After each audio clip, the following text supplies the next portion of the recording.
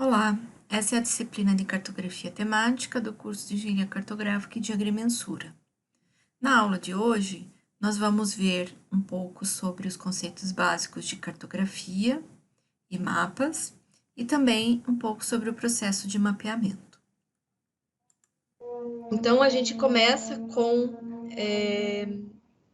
o conceito de cartografia, né? Nós já vimos, então, esse conceito, que é o conceito que diz que a cartografia é a ciência da concepção, estudo e produção de mapas. Esse é um conceito bastante antigo, de 1949, da Organização das Nações Unidas. Ainda como conceito, a gente tem o conceito da ICA, que é a Associação Cartográfica Internacional, é o órgão que internacionalmente congrega todos os cartógrafos e a pesquisa realizada em cartografia, e ele trata o conceito de cartografia como 3 elementos. Então, arte, ciência e tecnologia. Então, é dentro desses 3 itens que a gente vai entender o que é cartografia.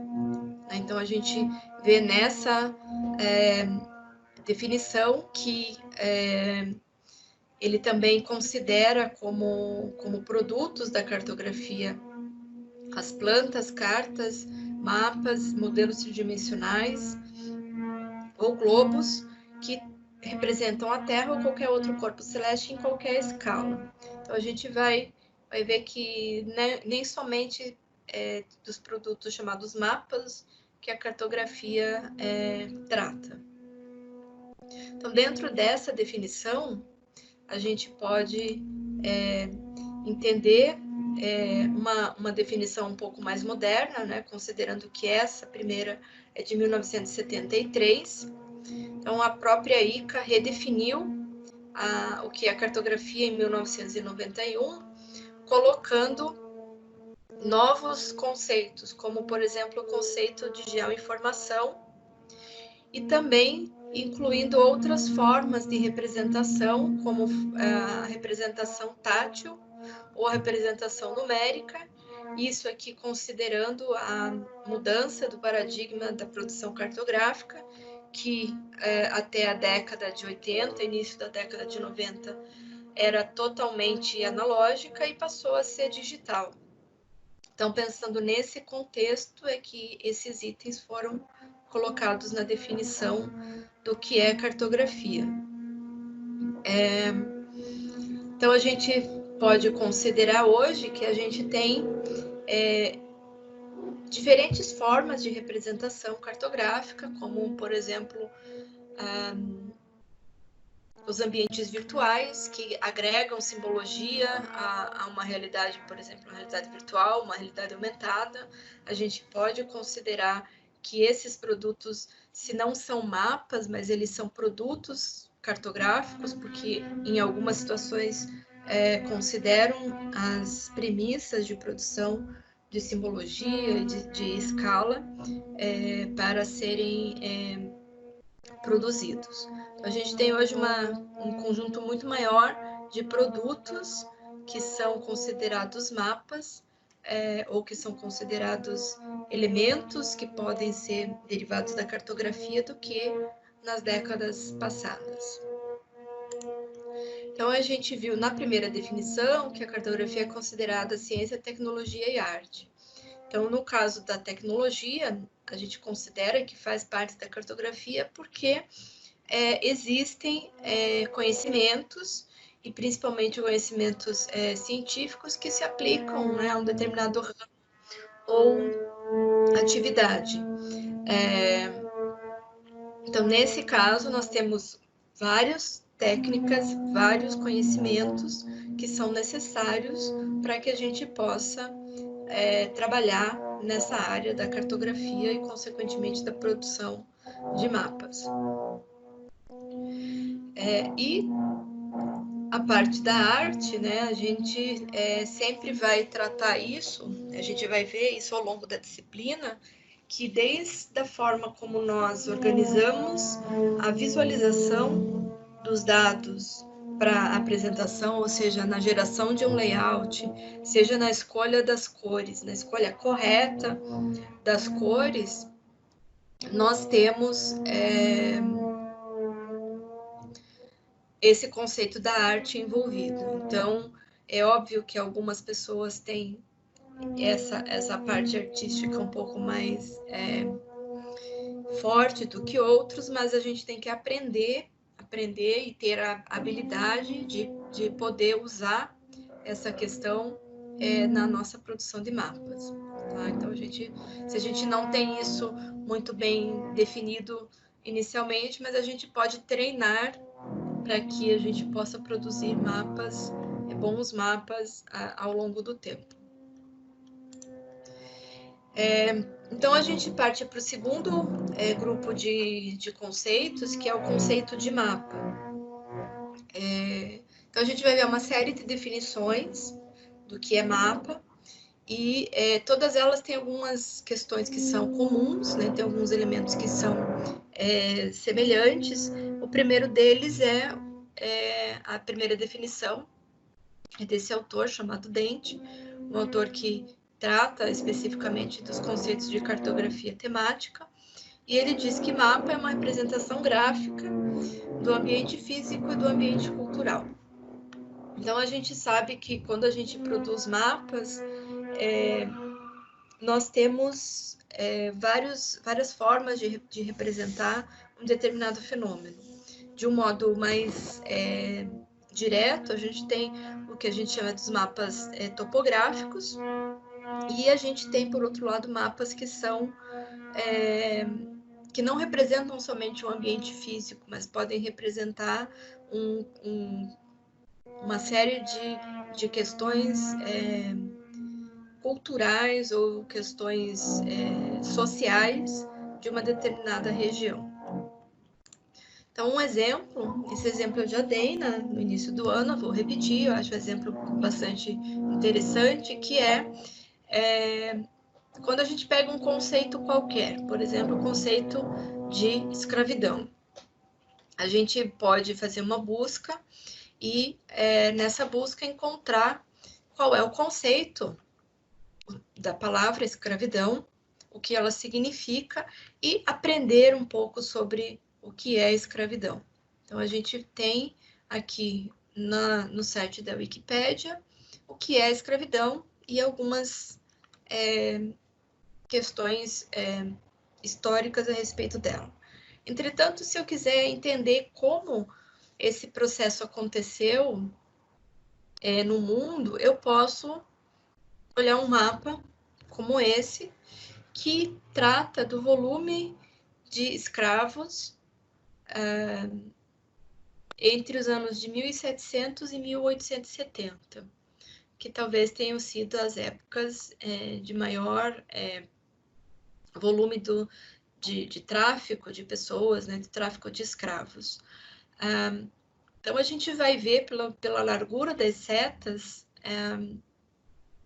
quais eram da onde esses escravos eram retirados, então grande parte da África, e para onde eles eram levados e em que quantidade. Então, a largura da seta me diz qual é a quantidade de escravos retirado nesse período de tempo.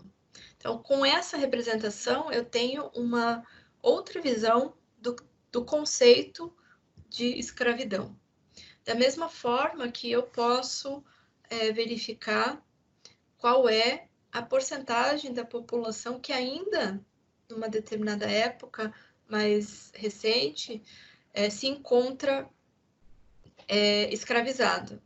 Então, existem ainda países, inclusive no Brasil, que apresentam uma porcentagem da população sendo utilizada como trabalho escravo, de qualquer forma que seja. Então, por meio dessas representações gráficas, nós temos condições de entender melhor um fenômeno. Vejam, ele não é um fenômeno físico, ou seja, não é algo como relevo, ou hidrografia, ou vegetação. Ele é um fenômeno social, ele é um fenômeno cultural em determinadas situações, mas eu consigo, por meio de uma representação gráfica, na forma de um mapa, mostrar como esse fenômeno é distribuído, nesse caso, mundialmente. Então, nós temos aqui duas outras definições do que é mapa. A primeira delas é que é a representação gráfica de fenômenos geográficos, e a segunda, que é uma imagem gráfica bidimensional que mostra a localização de coisas no espaço, isto é, em relação à superfície terrestre. Então, se nós pegarmos as três definições, né, que nós vimos, a primeira de que é a representação gráfica do ambiente físico e cultural, e essas outras que dizem que são representações gráficas ou imagem gráfica, nós vamos ver que existem algumas questões que são semelhantes nessas três definições, como, por exemplo, o fato das três citarem representação ou imagem gráfica de fenômenos, né? Ou de coisas no espaço, de elementos no espaço. Então, essas três definições têm esses elementos em comum. Além disso, quando a gente fala em fenômeno geográfico ou superfície terrestre ou fenômenos físicos, nós sempre associamos esses elementos a um sistema de referência, a uma orientação. Então, é imprescindível que todos esses mapas eles tenham um sistema de referência associado, ou seja, eles devem ter um sistema de coordenadas e, eventualmente, uma projeção cartográfica associada, certo? Para que eles possam serem considerados como imagens gráficas que são mapas. De outra forma, pode ser qualquer imagem gráfica, mas não necessariamente um mapa. Então, nós falamos rapidamente sobre isso também. O mapa ele pode ser classificado de acordo com a função que desempenha. Então, nós temos os chamados mapas de referência geral, que são os que a gente conhece com maior frequência, as chamadas cartas topográficas ou mapas topográficos e os mapas temáticos. Então, no caso dos mapas de referência geral, eles têm como propósito ou como função mostrar a localização de uma variedade diferente de feições, enquanto que os mapas temáticos têm como propósito representar a estrutura de uma distribuição de um fenômeno geográfico, como o caso da escravidão. Então, um exemplo claro que nós temos dos mapas de referência geral são as cartas topográficas. Então, se nós tivermos que dividir os mapas por tipo, nós teremos esses dois tipos, mapas de referência geral e mapas temáticos. Então, na sequência, eu vou mostrar para vocês uma série de imagens que são ou mapas de referência geral ou mapas temáticos, para ficar como exemplo. Então, nesse primeiro caso, nós temos uma imagem que é a imagem maior que nos interessa, que é a do mapa mundi, que ele é considerado um mapa de referência geral, cujo propósito é mostrar a posição dos países no globo terrestre. E a referência que nós utilizamos nesse caso são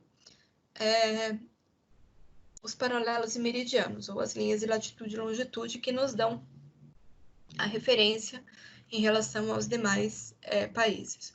Então, nesse caso, nós temos um mapa de referência geral. O segundo exemplo também é um mapa de referência geral que mostra, nesse caso, os estados brasileiros e algumas cidades que podem ser consideradas talvez as principais cidades em cada um desses estados. Novamente, nós temos aqui como referência as linhas de latitude e longitude. O terceiro mapa já é um mapa temático que trata das diferentes vegetações que existem no território brasileiro. Uma coisa importante que vocês precisam sempre ter em mente é que todo mapa temático ele precisa ter o que a gente chama de base cartográfica para que ele possa ser entendido, para que o fenômeno possa ser melhor compreendido. O que isso significa? Significa que, embora eu esteja tratando do fenômeno vegetação, nesse caso, eu tenho aqui os limites dos estados representados, né, que eu posso distingui-los, e eu tenho as principais redes hidrográficas também colocadas. Esses dois elementos, eles fornecem o que a gente chama de base cartográfica, de modo que eu posso analisar que um determinado tipo de vegetação, ele ocupa os territórios, praticamente todos os estados da região norte do país. Então, é muito importante que a gente considere o que colocar nessa base cartográfica para a produção de um mapa temático, de modo que ele ofereça suporte ao entendimento do fenômeno e não atrapalhe na sua visualização. Aqui um outro exemplo. Nesse caso, no meu entendimento, nós temos um mapa temático de rodovias. Então, nós temos aqui um mapa para identificar quais são as principais rodovias na região sudeste. Também temos as principais redes hidrográficas colocadas. E na sequência, agora vão vir uma sequência de mapas temáticos, que eles são mais simples de serem entendidos como mapas temáticos. Então, aqui é simplesmente para mostrar duas diferentes formas de classificação de dados do mesmo fenômeno. Então, esse é um dos itens que nós vamos ver mais à frente. Qual a importância da classificação dos dados na hora de gerar um mapa temático, pois vejo que com o mesmo conjunto de dados, usando duas formas de classificação, aqui no caso intervalos iguais e quantis, eu tenho dois mapas completamente diferentes. E isso pode me dar uma visão totalmente diferente do fenômeno que está sendo representado. Nesse caso aqui, nós temos um mapa de referência geral, pois ele representa os Estados Unidos e o relevo. O relevo ele é considerado um elemento de uma carta topográfica, um elemento básico de uma carta topográfica. Então, nesse caso, no meu ponto de vista, ele seria um mapa de referência geral, que eu poderia ter uma visualização do relevo dos principais estados americanos nesse mapa. Aqui uma outra figura de um mapa topográfico, aqui já está descrito que é um mapa topográfico. Na escala 1 para 100 mil, é um mapa topográfico produzido na Alemanha. Ele é diferente dos nossos mapas topográficos, a simbologia e a forma de representar algumas feições, mas é para vocês verem qual a diferença básica entre um mapa topográfico e um mapa temático. Esse daqui também é uma outra carta, um outro mapa topográfico, agora numa escala grande, a escala 1 para 10 mil, também da Alemanha, e ele tem, ou Suíça, não me recordo agora, e ele também tem algumas características que fazem com que ele seja topográfico, que o fato de representar aqui o relevo, as vias, as quadras e outros acidentes naturais, como hidrografia, pontes, etc. Então, nós temos que considerar sempre que, para que a gente possa produzir uma carta, um mapa, hoje em dia, né, qualquer pessoa pode usar a internet ou um software de mapeamento, sem ter conhecimento de cartografia, e pode criar esse mapa, certo? Entretanto, para criar bons mapas, ou mapas que vão transmitir a informação de modo correto, é importante que a gente tenha conhecimento das técnicas e principalmente habilidade para criar um bom mapa. Então, experiência, criatividade e trabalho para criar um excelente mapa. Então, são elementos importantes na hora de produzir uma carta. Obviamente que a gente pode melhorar a nossa forma de produzir mapas ao longo do tempo. Então, se eu gerar um mapa hoje, pegar esse mapa daqui a 4, 5 meses, eu posso produzi-lo de uma forma diferente, uma forma melhorada, e sempre ir aprimorando, né? Melhorando a forma como eu utilizo as cores, a forma como eu utilizo os diversos elementos que vão compor o mapa. Para realizar, então, esse projeto de mapas, eu preciso conhecer uma série de princípios e uma série de métodos que nós vamos abordar aí ao longo dessas 8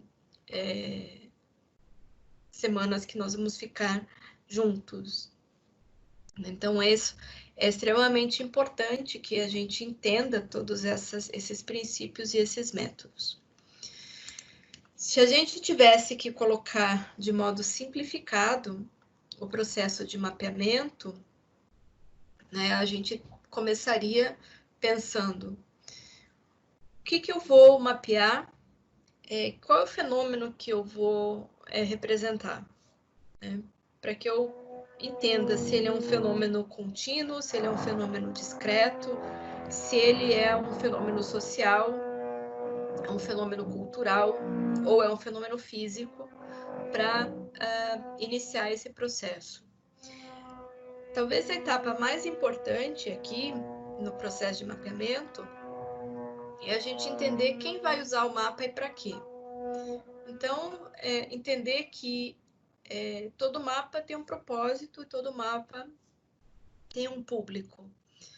Diferentemente dos mapas topográficos, que têm esse propósito de serem gerais e serem úteis a qualquer usuário, os mapas temáticos nem sempre são assim. Então, eu tenho sempre que pensar quem vai usar o mapa, para que ele vai usar o mapa, que tipo de análise esse usuário vai fazer a partir desse mapa que ele está pedindo que eu projete. Essas perguntas, elas vão definir uma série de elementos que vão vir na sequência. Então, pensar como o usuário vai usar esse mapa. Ele vai usar em que circunstâncias? Ele vai usar no escritório, ele precisa desse mapa impresso, ele precisa desse mapa em ambiente digital, ele vai usar em condições de iluminação que são adversas, como, por exemplo, ele vai usar numa tela de computador, porém ao ar livre, como um notebook ou um celular. Quais são as condições de uso que esse usuário vai ter para usar esse mapa? A partir do que o usuário vai fazer com o mapa e do propósito, ou seja, para quem e para que, é que eu vou pensar em quais são os dados apropriados para auxiliar esse usuário. Então, talvez o erro mais comum que a gente faça é primeiro coletar o dado e depois verificar se ele serve ao usuário. Na verdade, é o contrário. Primeiro eu verifico o que o usuário precisa, quais são as necessidades dele, para depois pensar nos dados. E se esses dados são adequados ou não, se eles vão ter que ser, de alguma forma, tratados para atender a esse propósito. Para somente depois disso projetar e construir o mapa. Ou seja, a etapa de coleta de dados é uma etapa fundamental, e depois dessa etapa, nessa seta que tem entre a etapa 3 e a etapa 4, nós temos um conjunto bastante grande de atividades, que é a análise desses dados, o tratamento que é dado a esses dados, pensar em classificação, pensar em esquemas de cores, pensar numa série de elementos que vão servir aqui nessa etapa 4, na construção do mapa.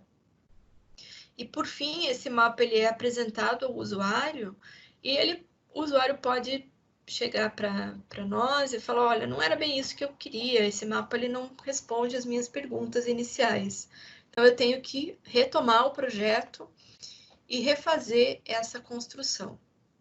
Essa etapa ela pode ter que ser refeita porque na etapa 2 talvez eu não tenha entendido qual é o propósito do mapa ou o usuário não tenha sabido me explicar corretamente o que ele quer fazer com aquele mapa.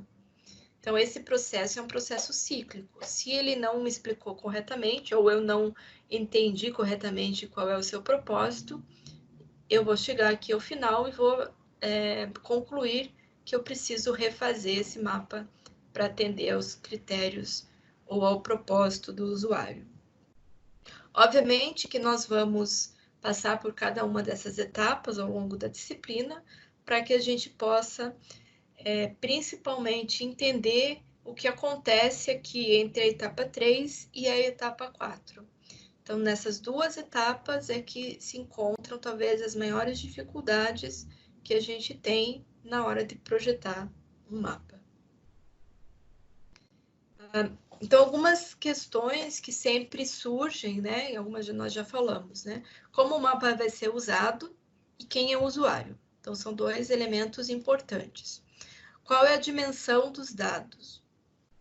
Então, os dados, eles são pontuais, são lineares, são de área, é um volume, o que eu vou representar?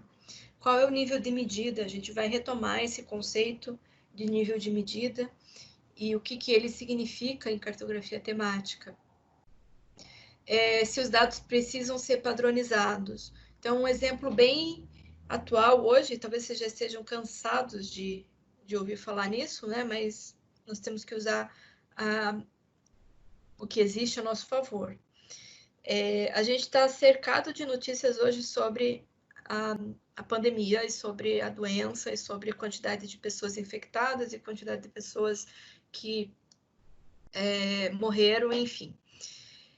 A grande dificuldade que as pessoas têm de entender, e vocês devem ter visto várias representações, a comparação que se faz entre os diferentes países. Ou seja, será que o Brasil tem uma taxa de mortalidade tão alta quanto outros países? Ou qual é a situação do Brasil em termos de número de contaminados ou número de recuperados em relação aos demais países? Então, a grande maioria dos mapas que a gente vê são mapas que mostram o Brasil por estados, representados por um gradiente de cores. Essa é a representação mais comum. E grande maioria deles mostra o quê? Total de casos, seja de infectados, seja de recuperados, ou seja, de pessoas que morreram. Entretanto, quando a gente trata do total de casos, normalmente, ou se nós formos utilizar corretamente as técnicas de produção de mapas, nós não podemos representar por um gradiente de cores. Nós teríamos que representar por símbolos proporcionais, ou seja, círculos que variam em tamanho para que mostre as diferenças em relação de um estado em relação ao outro, ok? Porque quando nós mostramos por gradiente de cores, nós assumimos que a população é uniforme ao longo do território todo. Isso não é verdade. Então, nesse caso, o que eu deveria fazer é uma taxa. Então, pegar o valor total de qualquer caso, ou seja, número total de casos, o número total de mortes, e dividir por 100 mil habitantes. Aí sim eu teria uma forma de comparar diferentes estados e fazer a comparação do Brasil com demais países. Então, isso é o que a gente chama de padronizar os dados, ou seja, torná-los comparáveis entre si, senão eu não consigo fazer essa comparação. Um outro elemento importante é quantos são e quais são os atributos que eu vou representar.